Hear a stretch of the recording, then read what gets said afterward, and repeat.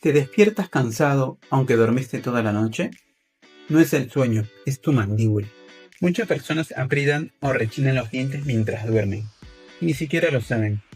Esto genera tensión constante en la mandíbula, afecta tu descanso y hace que te levantes más agotado que cuando te acostaste. Si además tienes dolor de cabeza al despertar, tensión en la cara o cuello, sensación de mandíbula rígida, es muy probable de que estés haciendo bruxismo. Trabajo con personas que viven esto todos los días y lo primero es aprender a relajar la mandíbula correctamente.